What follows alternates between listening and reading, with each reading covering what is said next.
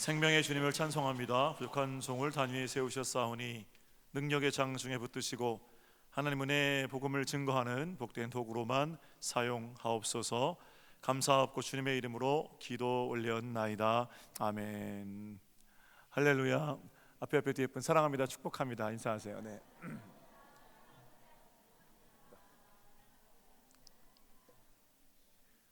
목을 좀 잘 쓰려고 조심은 했는데 좀 목소리가 안 좋은 것 같아요. 좀 어쨌든 제가 깨끗하게 해보려고 할 테니까요. 목감기가 좀 왔어요. 그래서 침을 삼키는 게 좀 어려운데 그래도 어쨌든 말씀을 듣는 데는 불편함이 없으시도록 제가 잘 한번 해보겠습니다. 여러분도 귀를 쫑긋 세우시고 좀 들어주시면 아마 그 전보다는 좀 불편한 음성이어도 정확하게 설교가 전달될 줄로 생각합니다. 그리스도께서 우리를 자유롭게 하셨습니다. 우리는 이 자유를 가지고 어떤 선택을 하면서 삽니다. 지난주에 성령의 일을 선택할 것인가 육체의 일을 선택할 것인가, 우리의 선택할 수 있는 자유, 그리고 그 선택한 자유를 가지고 선택한 것에 대한 책임, 이런 얘기를 좀 나눴습니다. 성령을 따라 살게 되면, 성령의 일을 도모하게 되면 우리 가운데 어떤 열매가 맺혀지게 되죠. 흰 늑대에게 밥을 주면 이런 얘기 나눴어요. 검은 늑대에게 밥을 주면 검은 늑대가 자라지만, 그래서 빛 가운데로 나오면 이런 표현도 됩니다. 성령을 따라 행하는 것, 선한 일로 바빠지는 것, 악한 일을 도모하느라고 바쁜 게 아니라 그런 선한 일로 도모하는 것에 바빠지게 되면 어둠은 물러가게 되고 어느새 우리 삶에 성령의 열매가 맺혀지게 되죠. 지난 시간 첫 번째 맺혀지는 열매는 사랑입니다. 한마디로 요약하면 이 사랑은 세상과 구별되는 조건 없는 사랑입니다. 우리 모든 사랑은 기브하고 테이크하는 것으로 생각합니다. 그래서 뭔가 내가 사랑을 받은 자리에서는 그 받은 사랑을 갚아야 한다는 의무감이 생기고, 사랑을 베푼 자리에서는 그 베푼 사랑을 돌려받아야 한다는 어떤 공로의식이 생기는데, 그렇게 모든 조건, 그 사랑이 조건이라는 벽을 만날 때 그 조건을 넘어설 수 있는 길은 우리 안에서 솟아나는 조건을 넘어서는 힘이 아니라 하나님께로부터 부어지는 조건을 넘게 하시는 더 큰 사랑이라는 말씀을 드렸습니다. 우리 예수님께서는 그냥 사랑하라 이렇게만 말씀하지 않으시고, 세상 사람들처럼 너희가 사랑하는 자를 사랑하는구나, 너희를 좋아하는 자들만 좋아하는구나 이렇게 한탄하시면서 그 조건적인 사랑을 넘는 길로 원수를 사랑하라 이렇게 말씀하시는데, 원수 어떻게 사랑합니까? 하나님 사랑이 부어져야죠. 그래서 각종 경계의 담들이 그 넘치는 사랑 때문에 의미가 없는 것이 될 때 됐죠. 우리가 세워놓은 어떤 나와 성향이 좀 맞는 사람, 철학 또는 가치관, 습관, 성품, 어떤 것이든 좋습니다. 그런 사랑의 어떤 조건적인 범주들이 의미 없는 경계선이 되는 것은 우리 가운데 부어주시는 사랑이 그 경계선 위로 흘러 넘칠 때는 그렇게 의미 없는 것 되겠죠. 그래서 하나님 사랑이 부어져야 한다, 더 큰 사랑을 만나야 한다, 그리고 맺혀지는 것이 조건 없는 사랑의 열매다, 이런 얘기를 함께 나눴습니다. 자, 예수 그리스도의 사랑으로 늘 풍성한 삶을 사시는 여러분이 되시기를 우리 주님의 이름으로 축복합니다. 지난 시간 내용이고요. 오늘은 성령을 따라 행할 때, 우리에게 주신 자유를 가지고 우리가 성령님을 선택할 때 우리 가운데 맺혀지는 두 번째 열매, 사랑, 그 다음에 희락 그러죠. 희락이라는 말은 잘 안 쓰죠. 기쁨 이렇게 바꾸겠습니다. 바꿔도 아무 문제가 없습니다. 성령을 따라 행하면 우리의 삶에 기쁨이라는 열매가 맺힙니다. 기쁨은 사도 바울의 편지에서 자주 언급되는 덕입니다. 우리가 잘 알고 있는 구절 두 군데만 살펴볼게요.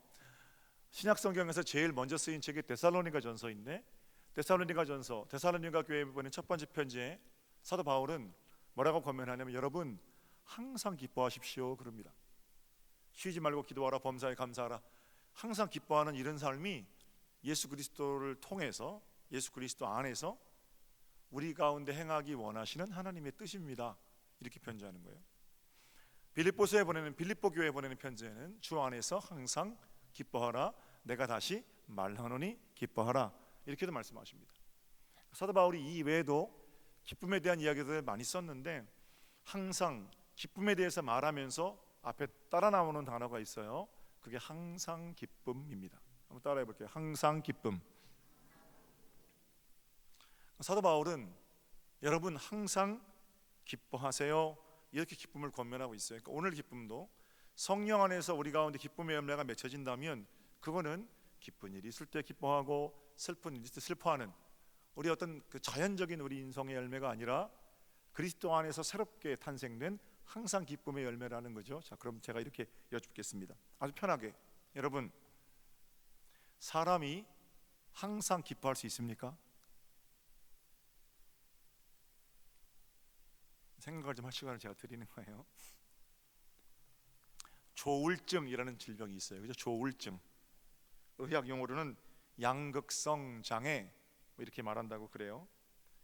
아무 이유 없이 늘 들떠 있다든지 아무 이유 없이 심하게 우울감을 느낀다든지 하는 질병이 조울증이고요. 양극성 성격 장애, 행동 장애 뭐 이런 거겠죠. 양극성 장애는 다양하게 나타나는데 이 중에서 조증 혹은 경조증이라는 증상이 있답니다. 상황 파악 못하고 늘 즐거워하는 거고요. 항상 들떠 있는 상태, 이런 게 이제 조증, 경조증의 증상이라고 그럽니다. 그럼요, 항상 기뻐하라. 조증이잖아요, 그죠? 문자만 놓고 본다면 항상 기뻐하라 이 말이 조증의 상태를 또는 경조증의 상태를 항상 유지하라 이런 말입니까? 전혀 그럴 수 없습니다. 사람의 감정은 매우 복잡한 것이어서 또는 사람의 감정은 상대적인 것이어서 늘 기쁜 상태를 유지하고 산다는 것은 어렵기도 하고 어떻게 생각해 보면 그건 참 불가능한 일처럼 보입니다. 그 애니메이션 중에 아주 좋은 애니메이션이 인사이드 아웃이라는 애니메이션이 있어요. 그 에일리라는 여자아이가 등장하는데 시골에서 도시로 이제 그 이사 오는 겁니다. 에일리가. 근데 그 영화에는 여러분 한번 꼭 찾아서 보십시오. 그 에일리의 마음속에 있는 감정들이 형상화해서 캐릭터에서 등장하게 됩니다. 기쁨이, 슬픔이, 뭐 까칠이도 있고요. 또 버럭이도 있어요. 이름 참 잘 지은 것 같아요. 까칠이, 난 그런 건 싫어. 뭐 이런 거 까칠이, 그죠? 버럭이는 막 버럭버럭 화내는 그런 감정들이 형상화돼서 이제 어떻게 역할하는지가 보여주는 영화입니다. 보면 에일리는 어릴 때부터 사랑받고 자랐어요. 그래서 그 핵심 기억 속에는, 그러니까 에일리의 성격이 형성된 기억 속에는 너무 행복한 기억만 있습니다. 그래서 애가 밝아요. 그리고 그 밝은 에일리의 마음을 유지하는 그 일을 주도적으로 하는 애가 마음속에 있는 기쁨입니다. 기쁨이가 대장이에요. 근데 에일리가 이사를 오면서 사춘기도 겪게 되고 또 아버지가 사업도 어려워지게 되고 이제 얘가 철이 들게 되니까 걱정이 생기는 거예요, 집안에. 그리고 자기도 그 걱정을 같이 하는 거예요. 그리고 친구들을 만나지 못하고 새로운 친구들을 만나는 스트레스, 또 시골에서 온 어떤 이런 것 때문에 슬픔이가 이제 역할하기 시작을 하죠. 기쁨이는 날마다 좋은 기억만 하는데 슬픔이는 사고만 치는 겁니다. 어떤 일이 벌어지냐면 슬픔이가 핵심 기억을 잘못 건드려 가지고 에일리의 자아가 분열이 돼요. 항상 기뻐하던 에일리가 너무너무 힘들어하는 겁니다. 그래서 그 에일리의 내면에서 기쁨이가 다시 에일리의 기쁨을 찾아서 헤매는 과정을 그린 영화가 인사이드 아웃이에요. 근데 여러분, 아무 생각 없이 제가 보다가 작가가 전하고 있는 중요한 메시지를 만나게 됐는데요. 기쁨이가 이제 에일리의 그 아주 분열된 자아, 슬픔에 젖어 있는 그런 상태에서 다시 기쁘게 해주려고 여행을 떠나거든요. 그런데 슬픔이가 따라오는 거예요. 결국 기쁨이가 막 노력해서 에일리를 기쁘게 하려고 하는데 에일리 때문에 기뻐하는 게 아니라 슬픔이 때문에 에일리가 본래 아름다운 모습을 찾아요. 기쁨이는 인생을 살아가는데 슬픔이가 있으면 참 불편할 거라고 생각합니다. 슬픔이가 없어야 된다고 생각해요. 그런데 작가는 기쁘기만 한 기쁨, 그런 기쁨은 없다고 말하고 있는 거예요. 기쁨은, 진정한 기쁨은 슬픔과 함께하는 기쁨 또는 슬픔을 통과한 기쁨이어야 한다. 이게 이제 인사이드 아웃이 전하고 있는 메시지입니다. 이렇게 한번 생각해 볼게요, 여러분. 사도 바울은 항상 기뻐하라 이렇게 권면합니다. 내가 다시 말하노니 기뻐하라. 성령 안에서 우리는 항상 기쁨의 열매를 맺을 수 있다는 겁니다. 그런데 정작 예수님은 마태복음에 뭐라고 말씀하시냐면 슬퍼하는 자가 복이 있다 그러세요. 애통하는 자가 복이 있다. 저희가 위로를 받을 거다. 문장의 표면만 놓고 보자면 이 둘은 전혀 어울리지 않습니다. 주님 말씀처럼 슬퍼하는 자가 복이 있으면, 또는 슬픔이 복이라면 항상 기뻐하라는 것은 복이 아닌 게 되는 거죠. 사도 바울이 항상 기뻐하라, 복 없는 길로 걸어가라 이렇게 말씀했을 리가 없고, 예수님께서 사도 바울이 항상 기뻐하라는 권면을 뒤집어서 아니야, 슬퍼하는 게 복이 있지 이렇게 반대말로 말씀하셨을 리가 없지요.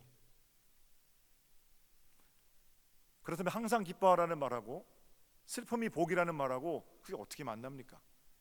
표면에서는 절대 만날 수 없는 이 두 문장이 이면에서는 하나로 모아집니다. 항상 기뻐하라는 말씀은 조증 환자 또는 경조증 환자로 아무 때나 웃으면서 살라 이런 명령이 아닙니다. 슬픔을 만났을 때 그 슬픔을 피하지 말고 그 감정 그대로 하나님 앞으로 가지고 나와서 내려놓고 울고 기도하는 가운데 우리는 하늘의 위로를 듣고 만나게 됩니다. 그러면 처음이자 마지막인 그분의 말씀 안에서 우리는 위로를 받게 되고, 우리의 마음이 그저 기쁘기만 한 기쁨이라는 가벼움보다는 슬픔을 통과한 기쁨으로 더 깊어지게 되는 거죠. 하늘 위로로 채워지는 기쁨, 슬픔을 극복했기에 동일한 슬픔을 당한 자를 위로할 수 있는 그런 종류의 기쁨, 우아한 기쁨, 사명을 감당했을 때 오는 기쁨, 그런 기쁨이 바로 에덴입니다.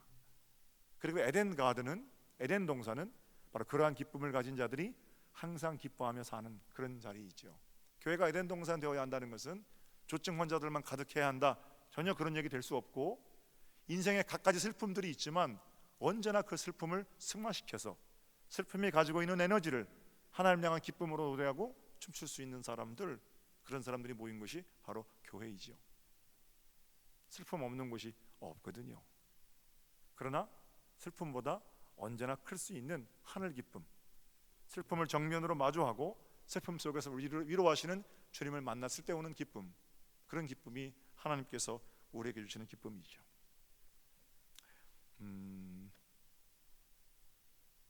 바울이 말하는 성령의 열매로 맺혀지는 기쁨 역시 슬픔이 없는 상태의 기쁨이 아닙니다.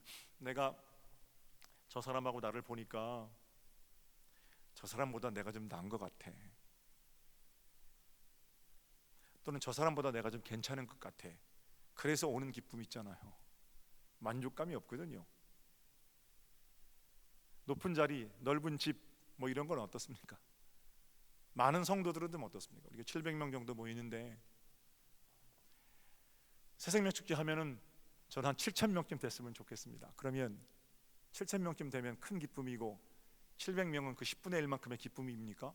그럼 7만 명이 모이면요, 7,000명도 7만 명 모이는 자리에서는 10분의 1만큼의 기쁨 아니겠어요? 그게 기준이라면 양, 수, 세련됨, 잘 사는 거, 연봉, 차, 집, 각종 유하는 것들이 주는 기쁨, 그런 기쁨으로 성령 열매가 맺혀진다 이런 얘기가 아니거든요. 그런 거 가지고는 절대로 항상 기뻐할 수 없습니다.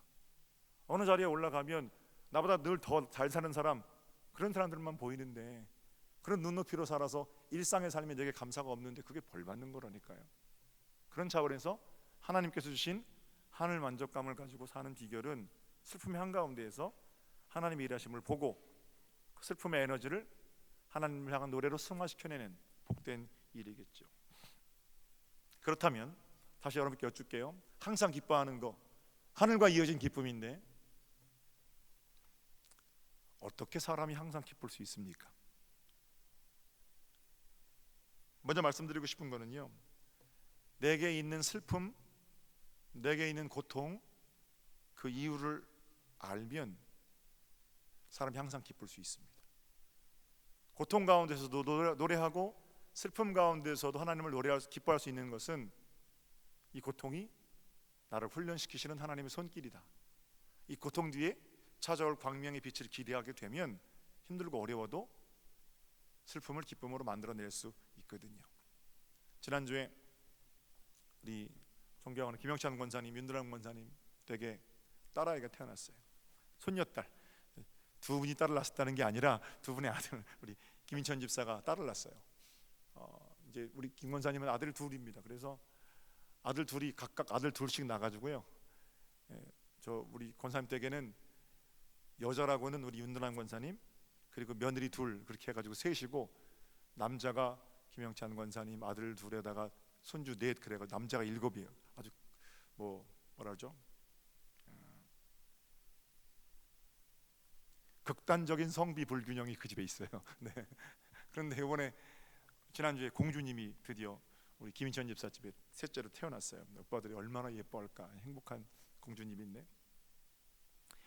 자, 재작년인가 제가 이제 신방을 가서 우리 김인천 집사, 유영미 집사 둘이 앉아 있어서 물어봤어요. 아기를 낳고 축하 신방 간 건데 또 낳을 거냐? 제가 꼭 물어보거든요. 아기 낳고 축하하는 자리에서 또 낳을 거냐고 꼭 물어봐요. 그런데 다른 집 같으면은 아니 목사님 이렇게 말은 안 하지만 눈치가 그런 거예요. 지금 아기를 낳고 와서 첫 감사 예배 보는데 또 낳을 거냐니요. 그런 질문이 어디 있어요? 이렇게 말하고 싶어 하시는데 그런 말은 참아내게 못하고 아 목사님 저 안 나요 그러거든요. 얼마나 힘들었는데요. 그렇게 보통 얘기합니다. 근데 우리 유영미 집사는 나한테 또 날지도 몰라요 그랬던 것 같아요. 그랬더니 이번에 셋째 공주님을 낳았어요. 제가 지난주에 우리 고아윤 집사 쌍둥이 낳았어요. 거기 가서도 물어보고 우리 혜림이한테도 가서 물어보고 또 낳을 거냐? 안 난대요. 얼마나 힘들었는데 목사님 내가 죽을 뻔했는데 그걸 또 낳으라고 그러냐고 어떻게 그런 말을 하시냐고 나한테 그렇게 말하는데 보세요. 절대 안 난다고 그러거든요. 그런데 그렇게 얘기한 지 몇 달 지나서 가보면 배가 또 통통 이렇게 불러오는 경우가 있어요. 얼마나 힘들었는데요. 얼마나 내가 고통스러웠는데요. 내가 어떻게 거기다가 목숨을 걸었는데 우리 엄마가 얼마나 나 힘들게 하는지 내가 알았어요. 별 소리를 다 하거든요. 힘들었다고. 그런데 그 힘든 자리로 다시 가는 겁니다. 왜 가는 겁니까?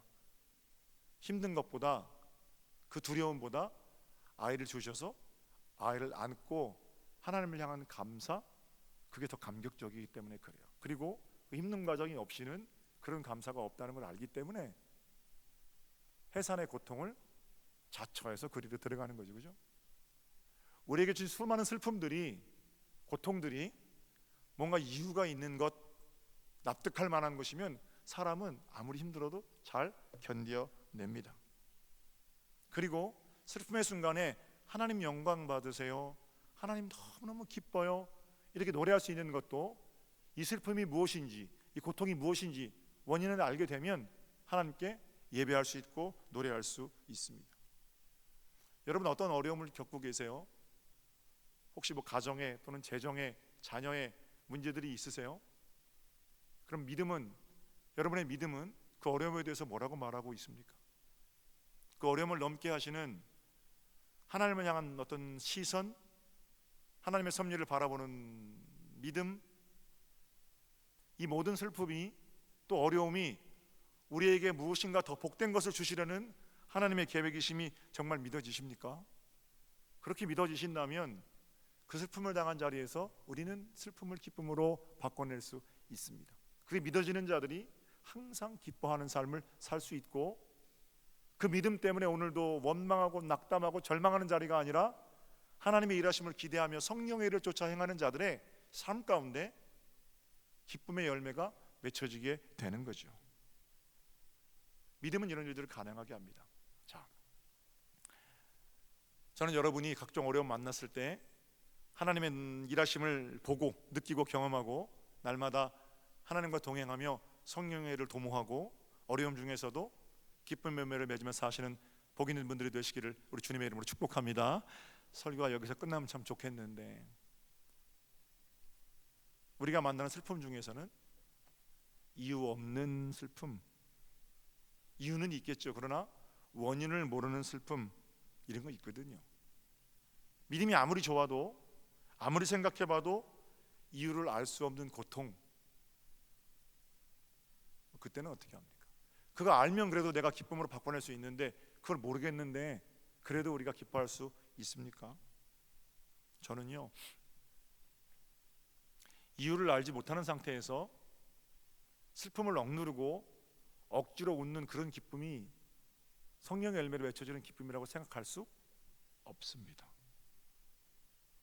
우리가 인생을 전부 이해해서 이건 이것 때문에 그런 거야, 소위 믿음이 있는 사람들이 이렇게 말하기를 좋아하거든요.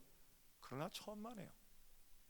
우리가 아무리 믿음이 좋아도 우리가 알 수 없는 고통, 설명 안 되는 슬픔, 이런 것들이 우리 삶에는 있습니다. 분명한 것은 그런 슬픔이 있다는 사실, 그것만 분명합니다.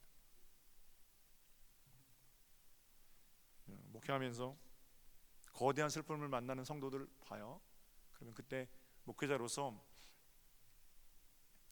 야, 인간의 말이 얼마나 초라한가, 이런 것들 절감하면서 그렇게 목회합니다.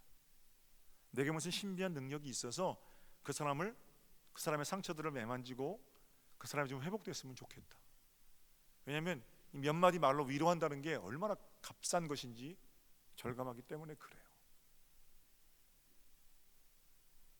동방의 의인이었던 욥이 하루아침에 풍비박산이 나죠. 친구들이 찾아와서 욥을 위로한답시고 던지는 말이 오히려 욥의 가슴을 후벼 파는 상처가 됩니다. 어설프게 가서 당신이 이것 때문에 이렇잖아, 이렇게 말해주는 건 신앙인의 자세가 아닌 것 같아요. 거기 가서 함께 울어주지는 못할 망정 자기가 뭐라고 그 원인을 설명합니까? 그러기 예수 똑바로 믿으라고 그랬잖아. 그러면 그 사람이 아 그렇구나 깨달아요. 욥처럼 엘리바스에게 내가 예수를 똑바로 안 믿어서 이런 벌을 받는 거면 너는 벌써 죽었을 거야, 그렇게 말할 겁니다. 당신 그러게 예배를 그렇게 참석하지 않고 그러다가 어려움 당하잖아, 그런 쓸데없는 말, 사람이 돌아오지 않아요 그런 말로는.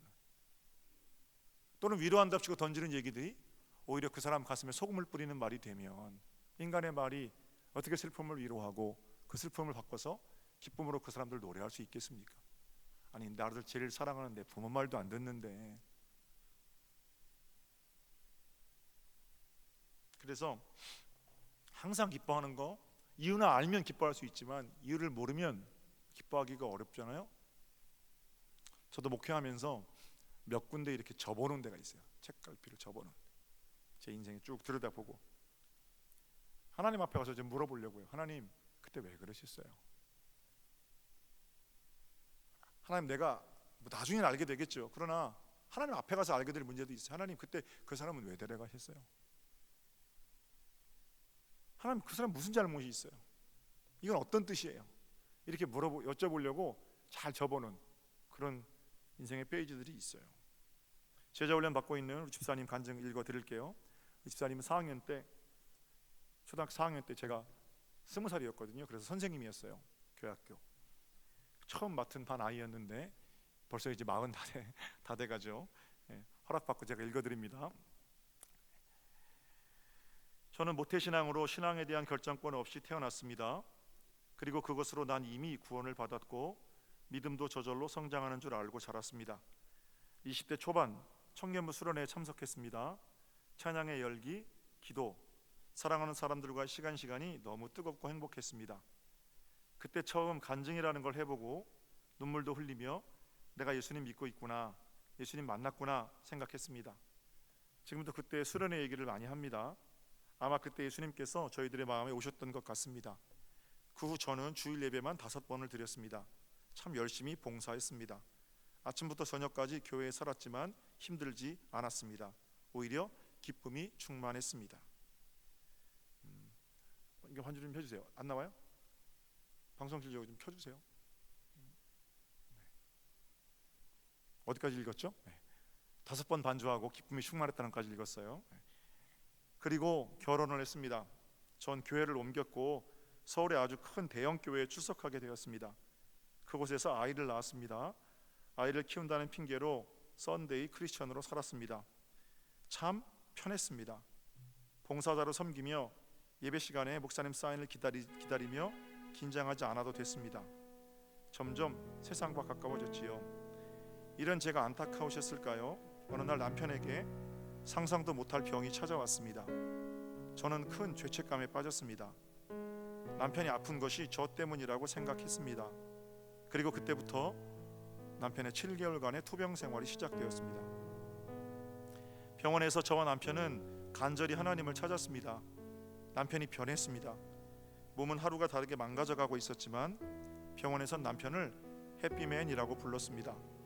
이 병원에서 가장 행복한 사람이라면서요. 그리고 남편은 사랑하는 가족들과 친구들이 불러주는 찬송가 소리를 들으며 천국으로 갔습니다. 아마도 천국에서 할 일이 더 많았나 봅니다. 그 후 저는 다시 서정리로 돌아왔고 지금 여기 있습니다. 서정교회에서 다시 예배에 참석한 첫날, 목사님 설교는 넌 혼자가 아니야 라는 말씀이셨습니다. 그 주 야성회에서는 네 잘못이 아니야 라고 말씀하셨습니다. 그리고 저는 하나님께서 여전히 나를 사랑하고 계심을 느꼈습니다. 저는 다시 피아노 앞에 앉게 되었습니다.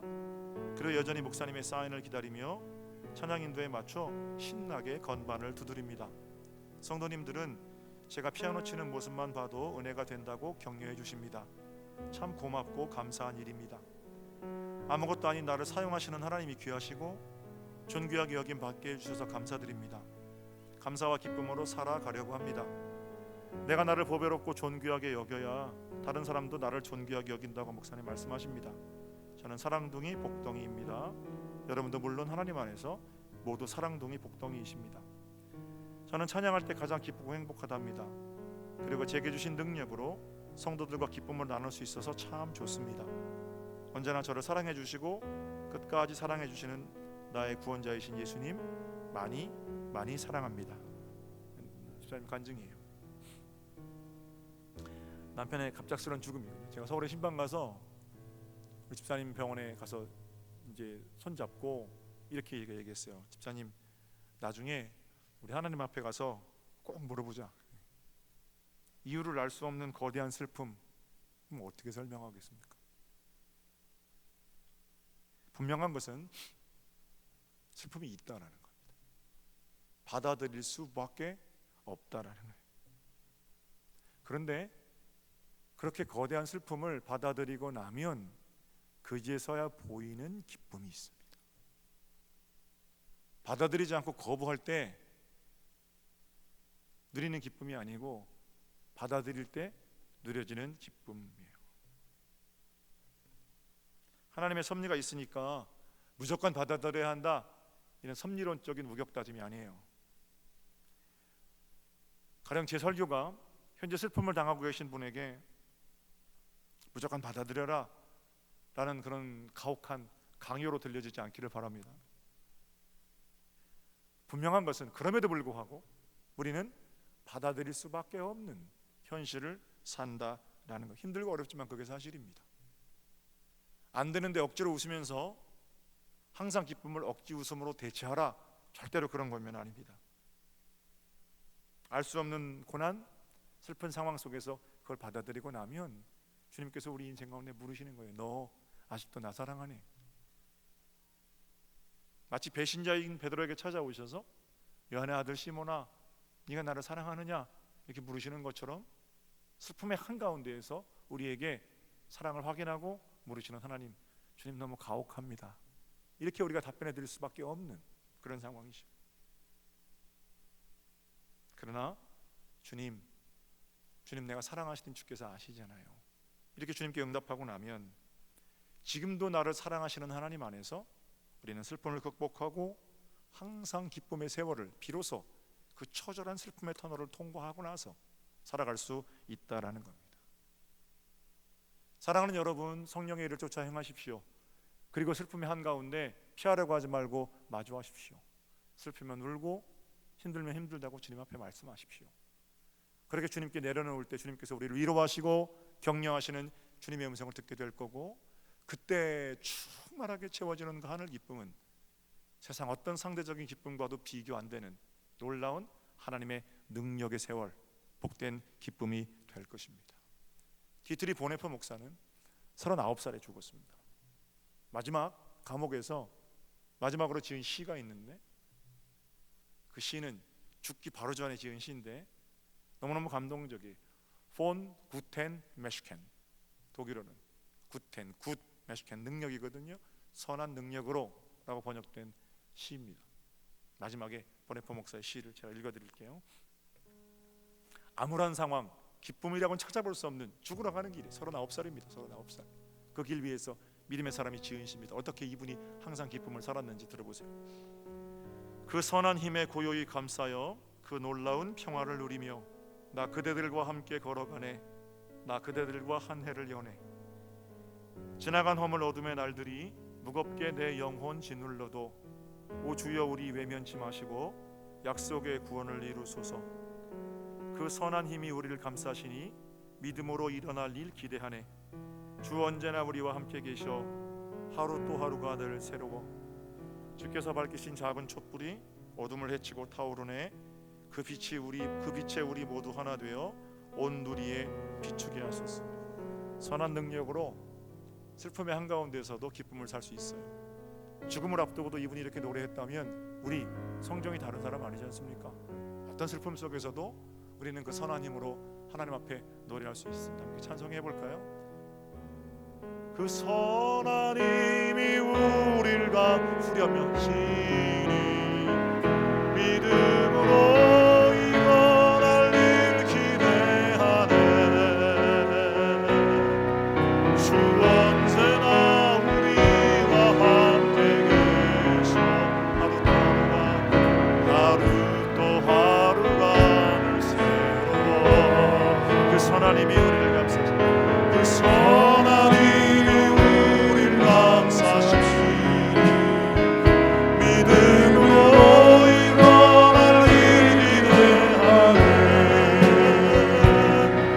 주 언제나 우리와 함께 계셔 하루 또 하루가 새로워. 다시 한번 그 선한 힘이 우리를 감싸시네. 그 선한 힘이 우리를 감싸시네. 믿음으로 일어날 일 기대하네. 주 언제나 우리와 함께 계셔 하루 또 하루가 늘 새로워. 그 선한 힘에 처음부터 찬송합니다. 그 선한 힘에 고요히 감싸며 그 놀라운 평화를 가사 똑바로 들어주세요. 나 그대들과 함께 걸어